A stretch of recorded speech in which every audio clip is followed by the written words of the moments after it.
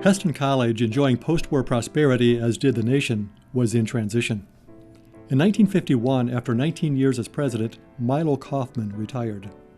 His replacement was Roy D. Roth, 33 years old, a pastor from Peoria, Illinois, and secretary of the Mennonite Board of Education.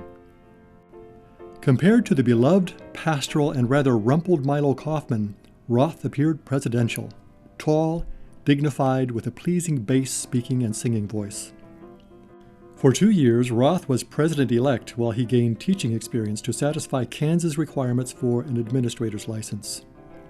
An administrative committee headed by Dean Walter Oswald managed college business until Roth was inaugurated Hesston's third president in 1953.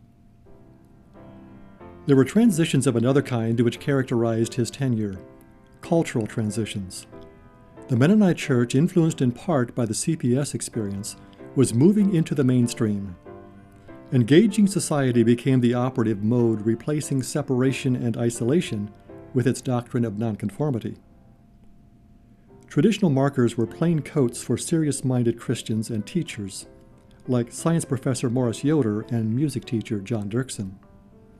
And for women, long skirts and the covering, or prayer veiling.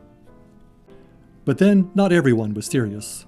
Replacing plain coats were snappier styles, some snazzier than others. The average price of a new car was $1,700, and gas at 20 cents a gallon was cheap. Symbolic of the cultural transition was John Dirksen's pride and joy, a 1908-09 Steinway grand piano. He said it would produce finer programs of music as well as serve talented students who wished to learn to play it. After a long tradition of a cappella singing, this was a departure. If pianos are allowed, reasoned opponents, organs will follow, which of course they did. Organs would adversely affect congregational singing, and that in turn would diminish the sense of unity and fellowship. Ultimately, said MBE President Nelson Kaufman, old or MC Mennonite congregations would become more formal, like General Conference Mennonite congregations. Athletics marked another cultural transition. After nearly 50 years of strong opposition to intercollegiate sports, college men challenged a Tabor team in January 1956. Hesston lost 61-52, but the next week they beat a Bethel College B team. Among the players of this historic team was college freshman Marion Bontrager. The first sign of this change came in 1949 when Milo Kaufman tapped Bible student Evan Oswald to prepare to lead Hesston into intercollegiate competition. Countering the weight of tradition was Kaufman's own athletic ability and interest. Few people knew that he would, on occasion, find relief from presidential duties at professional ball games in Kansas City. In time, the exuberant Oswald became the father of Hesston College athletics.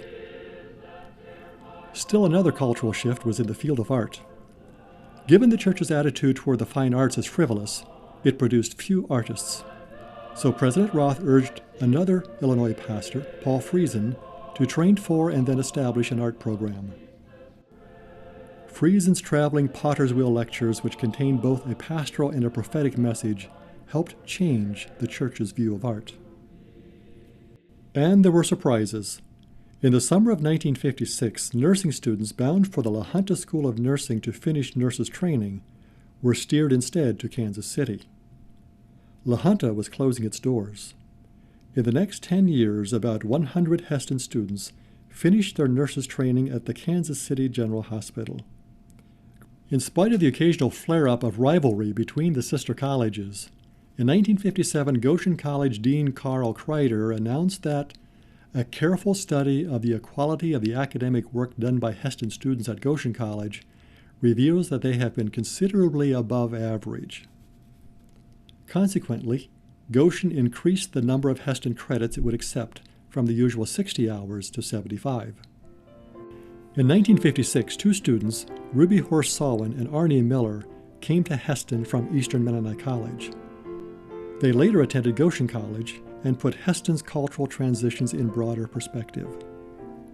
They found Hesston to be much less restrictive than Eastern Mennonite. Hesston was much freer and more contemporary, they said. Miller observed that EMC was pre-transition, Hesston was in transition, and Goshen was post-transition.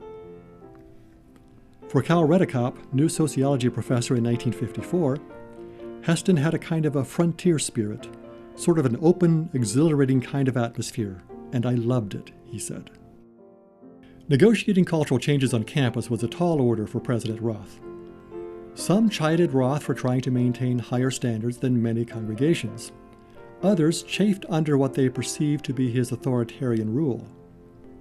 With an MBE mandate to maintain traditional standards, President Roth was pressed from both sides. That was where he believed he stood, in the middle. And that's why Milo Kaufman told him, "You are getting kicked from both sides." Roth, a superb teacher, resigned the presidency in 1958. Among his final duties was overseeing Hesston's Golden Anniversary celebration in the spring of 1959. For the occasion, veteran English teacher Mary Miller wrote the 50-year history of Hesston College. A copy of A Pillar of Cloud could be purchased for $3.75.